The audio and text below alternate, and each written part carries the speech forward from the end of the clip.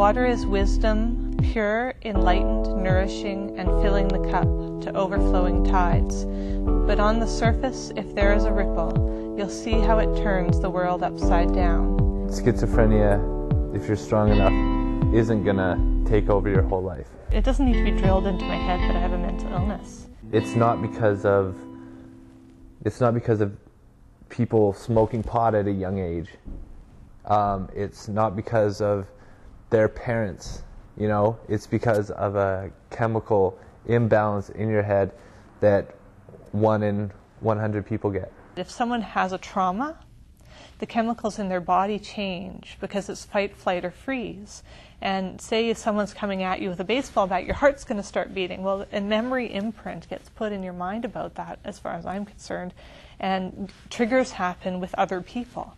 So it becomes chemical at that point. Well, the first hallucination that I remember having when I was 4 years old was these giant rats behind my dad and my mom yelling at each other. I guess I wanted to change where I was. That I was in school and doing really well, like an A-B student. So I got into some LSD, and it triggered things for me. I started seeing things differently in a perceptual sense, like my reality was shifting.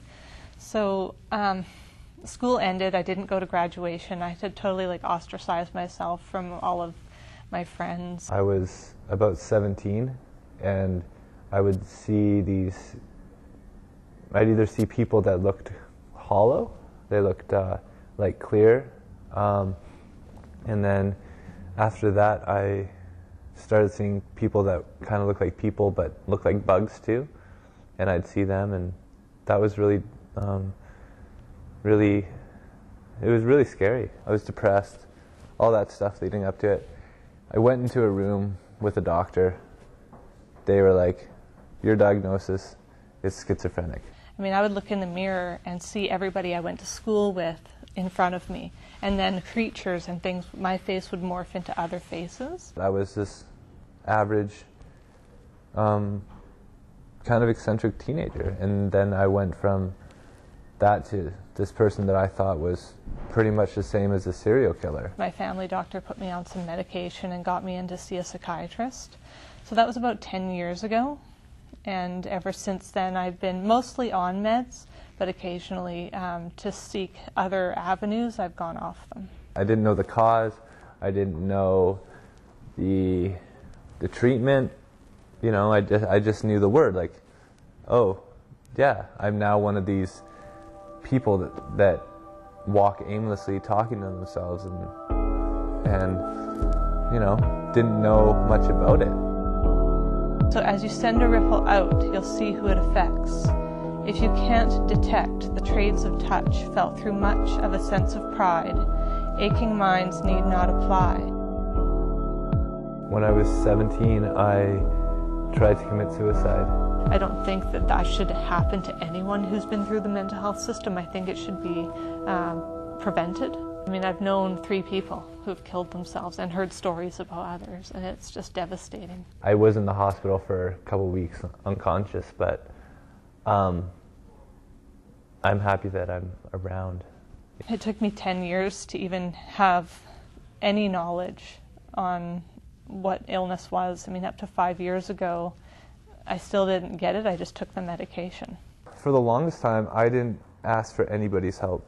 A lot of people are starting to talk about it a little more. I'm really noticing more about that. But people will find any reason to judge somebody.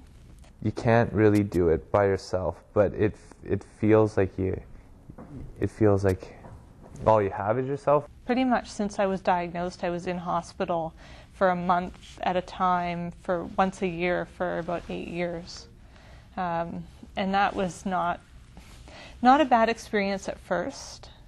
Being a teenager in a mental hospital, not usually the best place to, you know, deal with and try to go to school too. It's pretty hard. There's been times where I've been so out of it that they had to give me a shot. You know, it's like medication right away because it calms people down. It'd be nice if there was an alternate method. You know, if things were more cushy and comfortable, and instead of just being put in a room with a small mattress and told to stay there. I mean, that can be quite threatening to people. There's a lot of people that are in there now and they don't have the motivation to like figure out, they're not as lucky. With schizophrenia, you kind of have to realize that you have to find things that make you happy. With medication, vitamins, yoga, meditation, like a holistic approach with personal medicine and the scientific like the approach with science, has helped me be symptom-free most of the time. You have to treat it like a book. You have to open it and read about it, and don't be scared. I am working on myself enough to break out of just being in the mental health community and being a consumer and involving myself in the larger society. Well, you know, 50 years ago they said that people with mental illness wouldn't work. There's only been a couple times where I've applied for jobs and told them that I was, maybe in my wrong discretion, maybe trusted them too much, but, you know, didn't get jobs because of it. They don't see that one is a medical condition, and, well, they're both medical conditions, but one is somewhat self-inflicted and one is because you got rolled that dice or it's in your genes. I went to the British Columbia Schizophrenia Society for just support.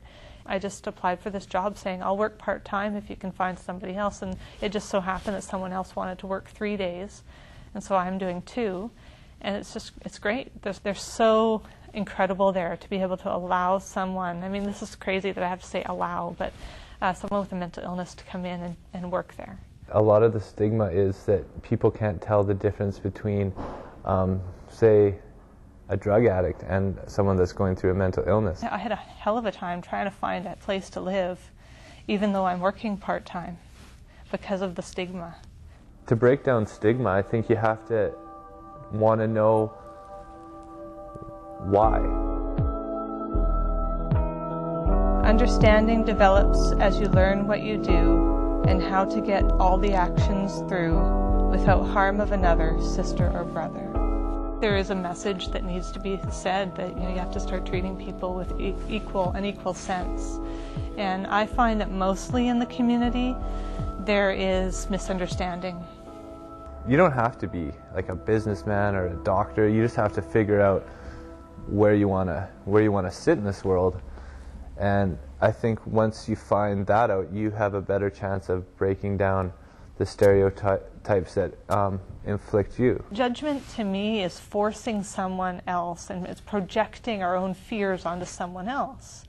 And in society, if someone's acting odd and having strange behavior, and you go up and threaten them with a judgment, it's going to get worse.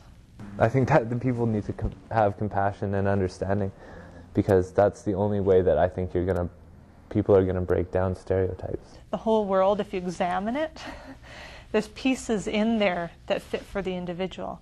And I think it can all be figured out and worked on. The main thing that's gotten me through a lot of things would be art and my family. Yeah, I have myself, and I can create something beautiful, I can create something crazy, but it's because of me. Like, my art's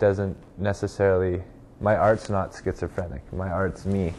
To me, having a degree, which is one of my goals in something, would be successful. Being off disability and being able to have a full-time job and handle it and not have any discrimination at all. I'm going to live with schizophrenia. Schizophrenia is like, it's not going to be my whole life. It doesn't need to be drilled into my head that I have a mental illness. Schizophrenia, if you're strong enough, isn't going to take over your whole life.